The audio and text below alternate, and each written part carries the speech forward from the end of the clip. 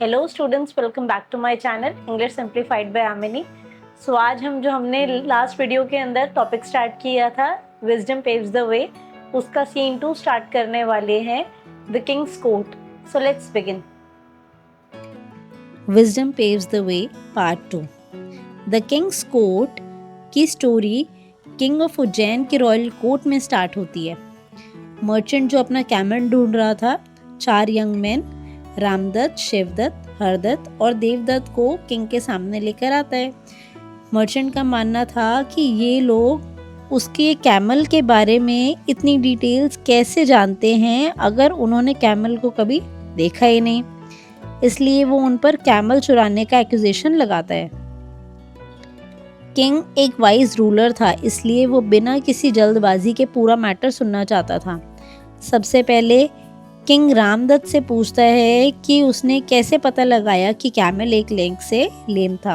Ramdatt explain करता है कि रोड पर बने जो फुटप्रिंट्स थे उनमें से सिर्फ 3 फुटप्रिंट्स क्लियर थे, जबकि 4th फुटप्रिंट जो है बहुत फेंट था, मतलब दिखाई नहीं दे रहा था।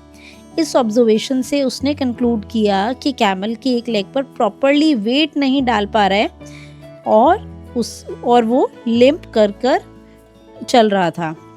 किंग उसके इंटेलिजेंस से इम्प्रेस हो जाता है और फिर शिवदत्त से क्वेश्चन करता है। शिवदत्त बताता है कि कैमल ने रोड के लेफ्ट साइड वाली लीव्स को निबल किया था, लेकिन राइट साइड वाली जो लीव्स थी वो अनटच थी। मतलब लेफ्ट साइड की जो लीव्स है उनको तो खाया, बट राइट साइड वाली को टच भी नहीं किया।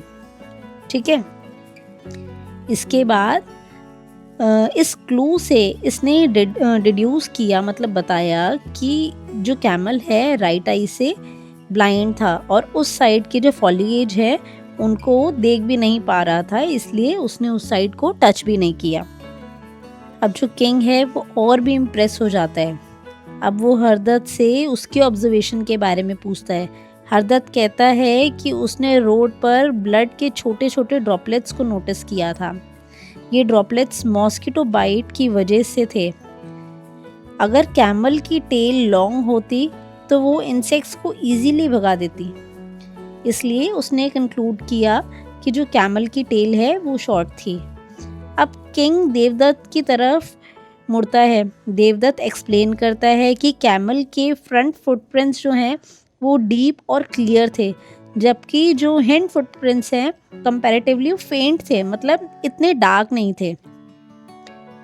इस पैटर्न से उसने समझा कि जो कैमल है अपने हिंड लेग को केयरफुली मूव कर रहा था, बिकॉज उसके स्टमक में पेन था। कैमल हर स्टेप कॉशियसली बिल्कुल आराम से ले रहा था ताकि उसे और डिस्कम्फर्ट ना हो। चारों एक्सप्लेनेशन सुनने के बाद किंग को समझ आ जाता है कि यंग मैन जो हैं वो थीव्स नहीं हैं, मतलब चोर नहीं हैं ये लोग। उन्होंने कैमल को कभी देखा ही नहीं था। उनकी सारी कंक्लूजन सिर्फ ऑब्जर्वेशन, लॉजिक और रीजनिंग पर बेस्ड थी। किंग मर्चेंट को बताता है कि उसके जो एक्यूजेशंस हैं वो कम्प्लीटली बेसलेस हैं, मतलब गलत है, और बिना प्रूफ के किसी पर ब्लेम लगाना गलत होता है। किंग कहता है कि ऐसे इंटेलिजेंट और वाइज लोग बहुत रेयर होते हैं, इसीलिए वो उन्हें अपने रॉयल कोर्ट में एडवाइज़र बनाने का ऑफर देता है। ये सुनकर चारों यंग मैन जो हैं वो बहुत खुश हो जाते हैं। They become very happy and grateful. They feel कि हम जिस मकसद से आए थे हमारा काम भी पूरा हो गया। उन्होंने कभी इमेजिन भी नहीं किया था कि जॉब की सर्च में जब वो निकले थे, जो उनकी जर्नी थी उन्हें डायरेक्टली किंग के कोर्ट तक ही लेकर आ जाएगी। जो रामदत्त, शिवदत्त, हरदत्त और देवदत्त जो हैं रिस्पेक्टफुली किंग का जो ऑफर है उसको एक्सेप्ट कर लेते हैं और प्रॉमिस करते हैं कि वो अपनी विजडम और काउंसिल से किंगडम के सर्विस करेंगे। ओके, उनको अच्छे से सर्व करेंगे किंग को। फाइनली जो किंग है पूरे किंगडम में अनाउंस करते हैं कि अब ये 4 यंग मैन जो हैं उनके ऑफिशियल एडवाइजर्स हैं।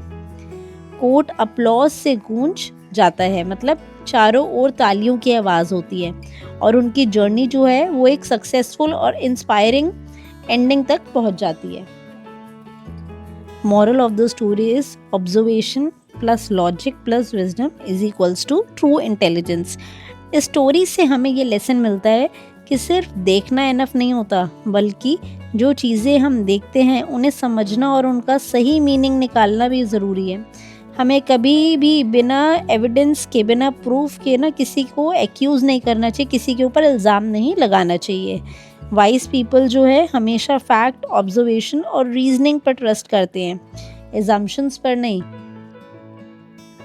So I hope you have understood and enjoyed this chapter.